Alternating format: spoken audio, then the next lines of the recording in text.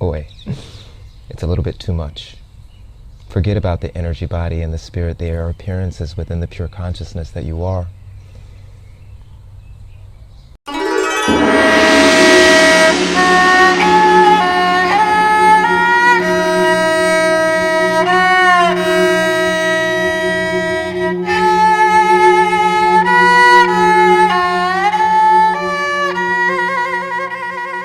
Hey everyone, welcome to Mindful Adventures.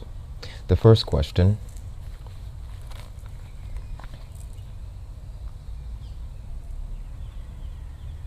how to live in this without being a part or affected by it? Again, how to live in this without being a part or affected by it? So after in this, it could be in this world or this life.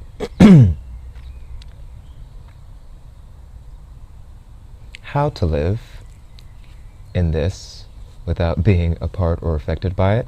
So we're going to put aside the second half of the question, without being a part or affected by it. And just to bring our attention to the first half, I think the first half of the question is sufficient.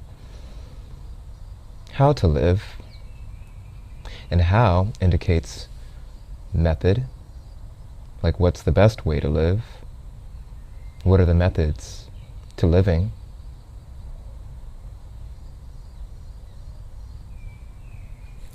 So inquire. How to breathe.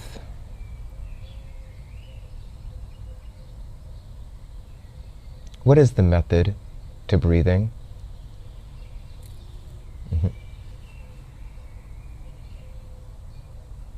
Please don't say inhale and exhale. You did not need to know any methods to breathing. There are no methods to breathing. The breathing happens naturally. It appears naturally within you.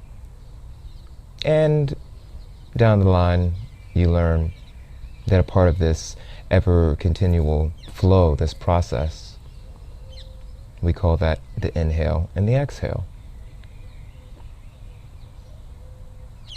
But there is no method to breathing.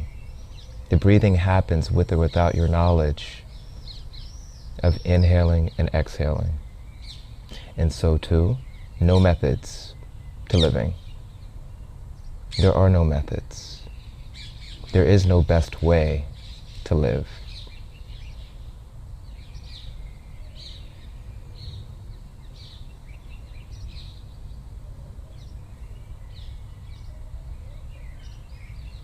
How to listen to the birds.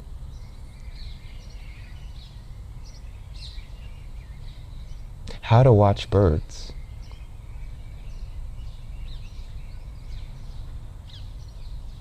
I'm not being sarcastic, I'm just sharing a few different examples. How to listen to the birds. And in seeking and searching for methods to listening to birds, or watching the birds,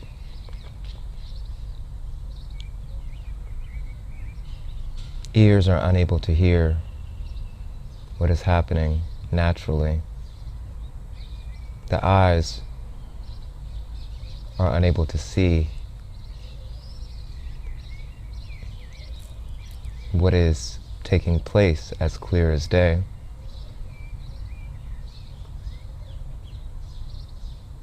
Due to the preoccupation with the method, no method.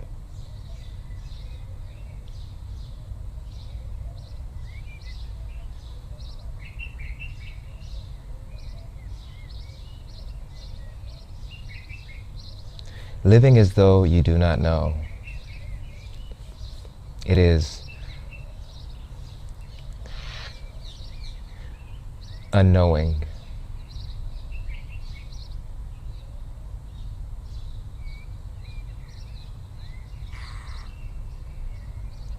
Put aside everything that you know. Everything.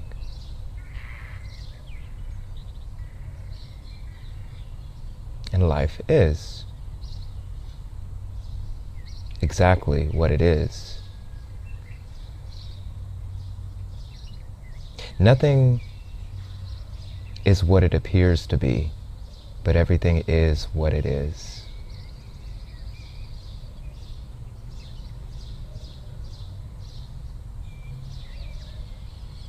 And just like the breathing happens naturally on its own,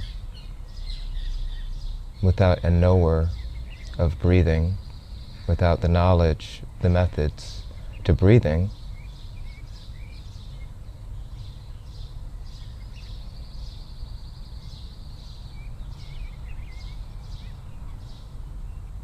the breathing appears within you.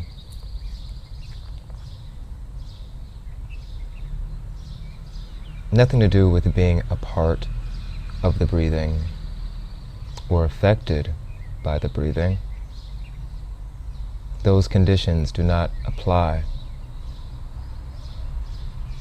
to breathing itself. Breathing is breathing.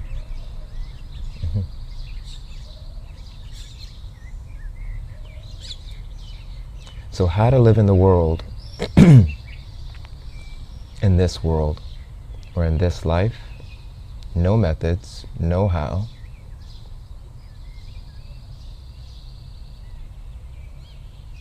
The world appears within you and as you.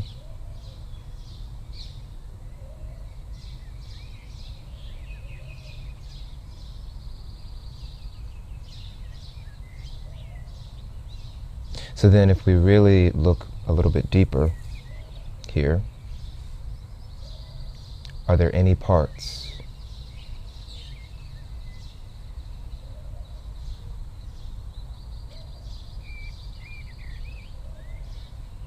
There are no parts. All is.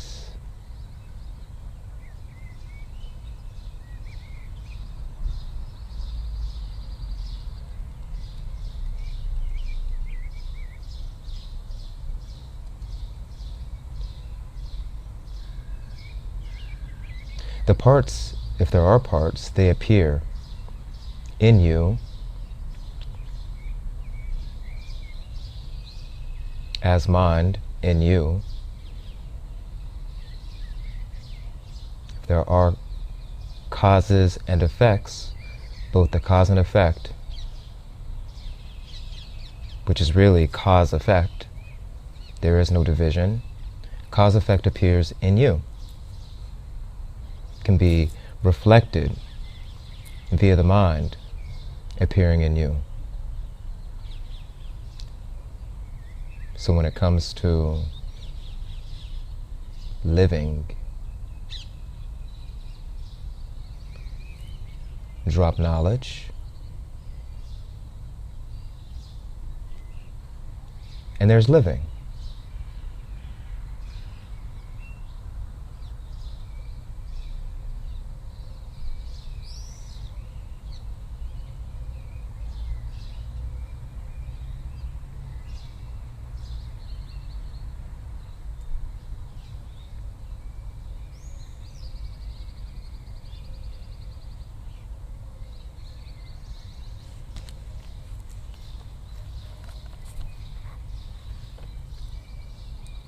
The next question. What about the energy body, the spirit? Why do we incarnate in this location and in this way of being? Just because?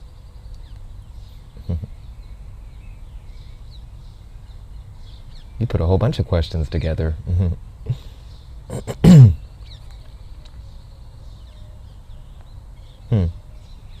Again, what about the energy body, the spirit? And why do we incarnate into this location, or in this location, and in this way of being? Just because? Ah, yes. We had a lovely conversation the other day.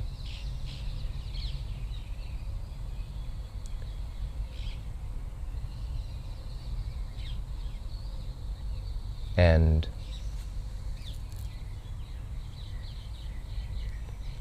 I sense that you have an intellectual understanding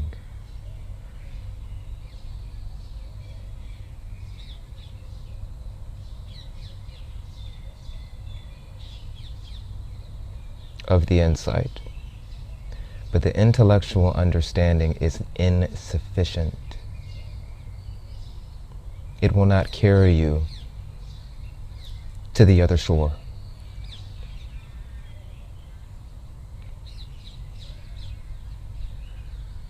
The intellectual understanding is not sufficient. If it is intellectual, then it remains an outsight, meaning you see, based on these concepts of energy, body, and spirit. What about the energy, body, and the spirit? This is too much. Oi. It's a little bit too much. Forget about the energy, body, and the spirit. They are appearances within the pure consciousness that you are. It is, since you are so close,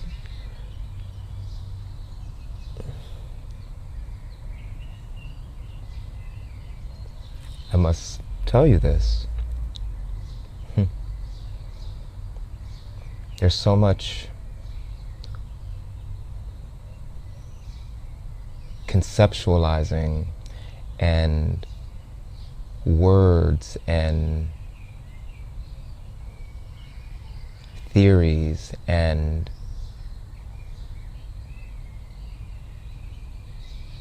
ideas and esoterics and philosophies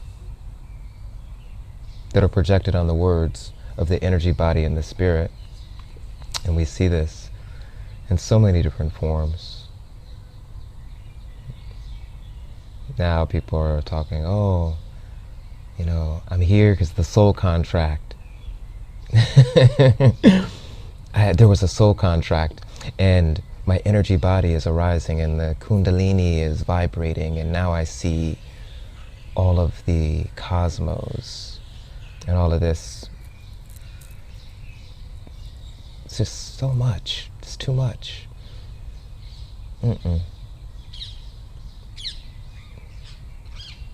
Too much. All of this stuff just weighs down the mind.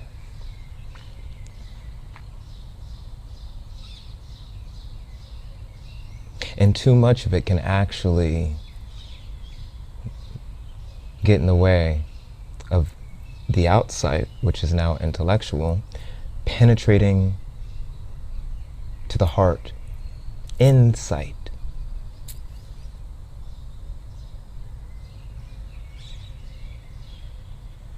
And there is no inner and outer. Nevertheless, as long as there's an attachment to some of these ideas, then the clarity, the crystal clear clarity that you seek, it will always remain at a distance. So in your case, I'd say, don't worry about the energy body and the spirit. You already know that both are appearances.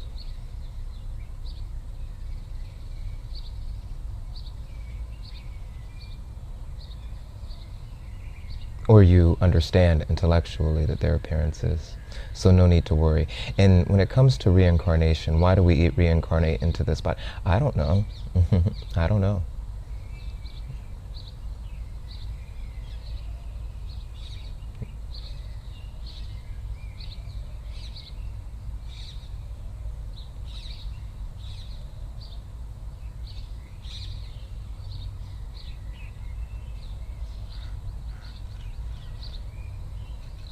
Why do we need to know that?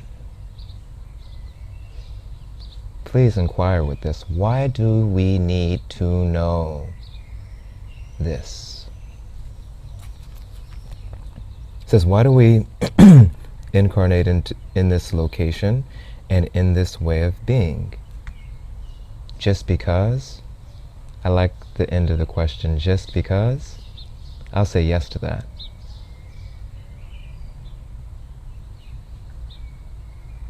There's human being, animal being, rock being, plant being, all being, appearing in being.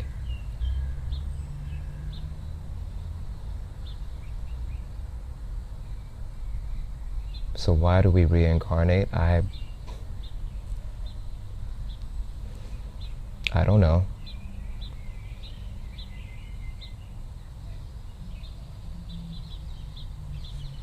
Come to the unknowing. That is sufficient.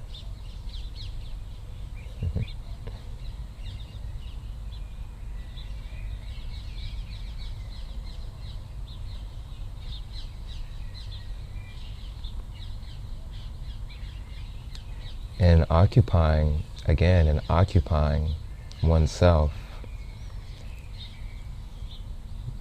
with too many abstractions. It may be nice food for thought, but in all of the ruminating on the food for thought,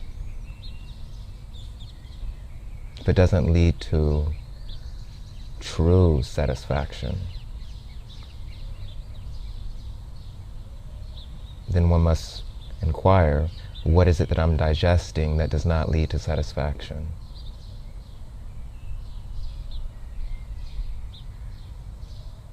Too much knowledge, too much information. Knowing about reincarnation and knowing about soul contracts and knowing about energy bodies and spirit bodies will just take you about and about and about and about.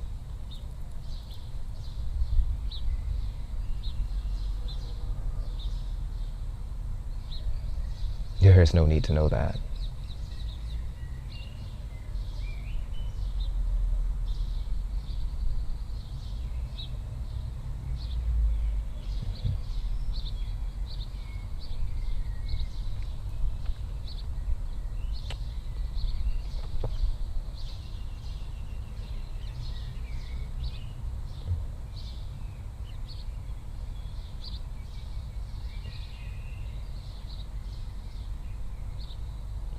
You are already that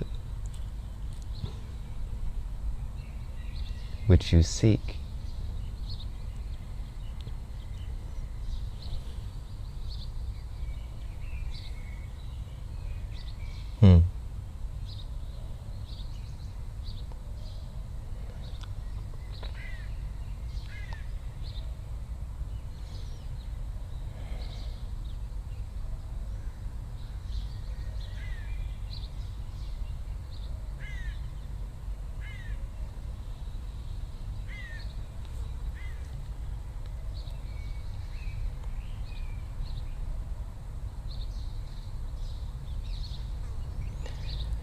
May all receive clarity